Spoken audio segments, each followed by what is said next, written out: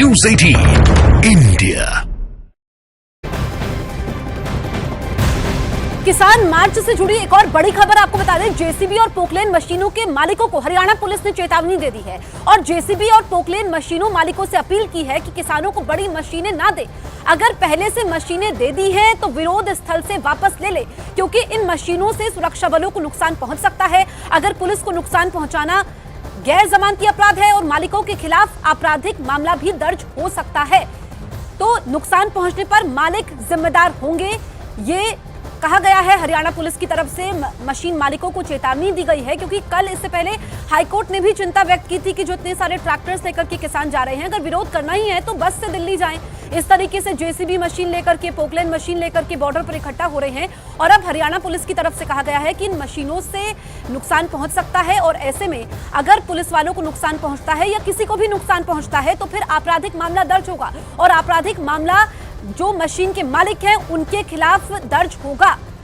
लगातार किसान नेताओं से बातचीत चल रही है, लेकिन हम देख रहे हैं कि बॉर्डर पर जेसीबी मशीन लेकर के, पोकलेन मशीन लेकर के, ट्रैक्टर्स लेकर के किसान एकजुट हो रहे हैं और दिल्ली कूच का प्लान उन्होंने बनाया है, क्योंकि सुबह 11 बजे का वक्त है, लेकिन बॉर्डर पर सिक्योरिटी काफी टाइट है। और कल हरियाणा पंजाब हाईकोर्ट ने भी इस पर चिंता व्यक्त की थी और कहा था कि किसी भी देश में विरोध प्रदर्शन में ट्रैक्टर ट्रॉलियों का इस्तेमाल नहीं होता है और वैसे भी नेशनल हाईवेज में ट्रैक्टर ट्रॉली का इस्तेमाल करना मोटर व्हीकल अधिनियम के खिलाफ है, ये नहीं होना चाहिए। अब हरियाणा सरकार भी हाईकोर्ट पहुंची है। इस बीच पुलिस ने चेतावनी दी है उन मालिकों को जो जेसीबी या पोकलेन के मालिक है, यानी कि किसान उनसे किराए पर ये मशीनें लेकर के आ रहे हैं और जो बॉर्डर पर सिक्योरिटी की गई है उसको धत्ता करने के लिए ये सब कर रहे हैं।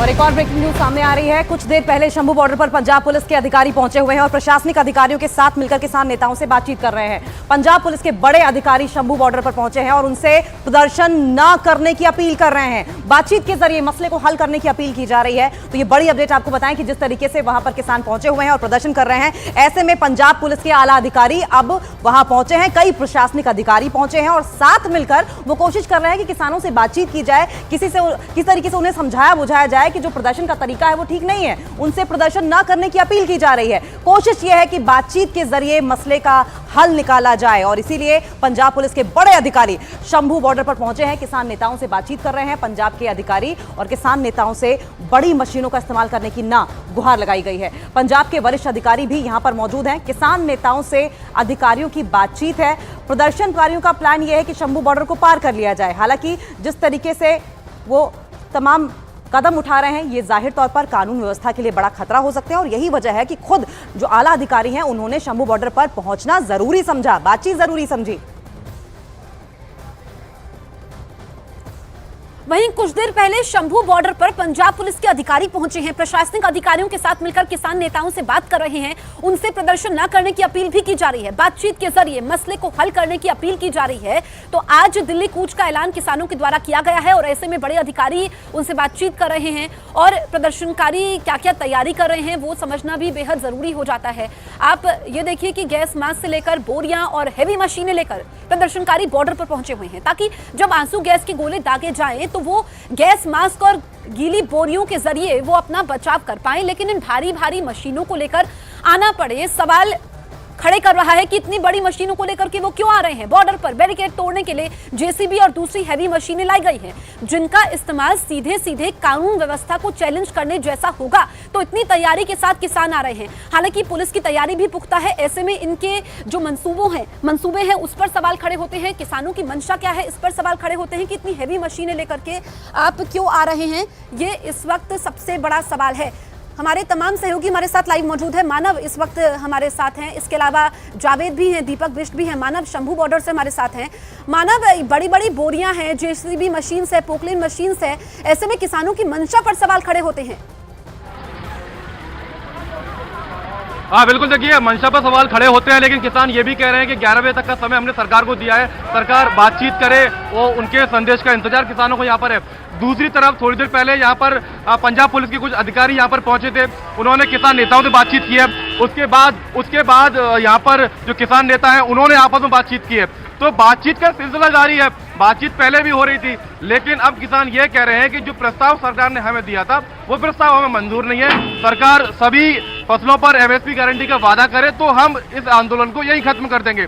दूसरी ओर ये कहा गया है कि कल अर्जुन मुंडा जी का जो बयान आया था देश के कृषि मंत्री का, उस पर हमने सवाल पूछा किसान नेताओं से, तो उन्होंने कहा कि उनका बयान बहुत अच्छा है, वो शांतिपूर्वक तरीके से बातचीत अपना प्रदर्शन करने की बात कह रहे हैं, हम भी शांतिपूर्ण तरीके से अपना प्रदर्शन कर रहे हैं, लेकिन सरकार हमारी मांग नहीं मान रही है और उसको लेकर किसान यहाँ पर अड़े हुए हैं। 11 बजने वाले हैं और जसप्रीत ये वो समय है जिसको लेकर किसान नेताओं ने कहा है कि हम यहाँ से आगे दिल्ली कूच करेंगे। मानव 11 बजे का आप जिक्र कर रहे हैं, 10 मिनट बचे हैं महज, किसानों की क्या तैयारी दिखाई दे रही है?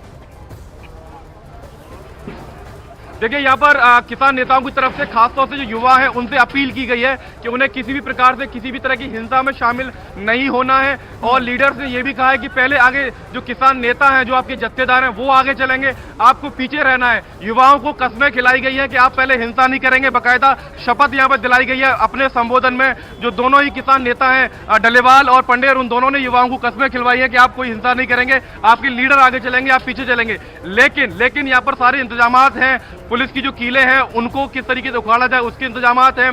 पुल जो टूटा हुआ है, जिस पुल पर पुलिस का कब्जा है, पुलिस का एक तरीके से किले के रूप में पुल को जो तब्दील कर दिया है, उस पुल को कैसे पार करना है, वो सारे इंतजामात यहाँ पर हैं। बड़ी बड़ी पोकलिन और जेसीबी मशीन यहाँ पर हैं और मशीनों को लेकर खास तौर से आपके जो डीजीपी है पंजाब पुलिस के, उन्होंने साफ ये कह दिया है कि उन मशीनों को यहाँ पर ना लाया जाए, क्योंकि हाईकोर्ट की तरफ से ये कहा गया है कि ये मशीनें सब सड़कों पर क्या कर रही हैं। तो सवाल खड़े हुए हैं, लेकिन किसानों से जब हम सवाल पूछते हैं तो किसानों ने साफ कह दिया है कि सरकार ने जो वादा किया था, सरकार उस वादे से मुकर गई है और ये कोई मांग नहीं है। सरकार किसान कह रहे हैं कि ये तो वादा था। मानव, जो तस्वीरें हम देख रहे हैं इस वक्त कितनी तादाद में किसान मौजूद है और कल हरियाणा हाईकोर्ट ने कहा था कि किसी भी देश में इस तरीके से ट्रैक्टर्स का इस्तेमाल नहीं होता है, बसों से दिल्ली जाए, दिक्कत क्या है?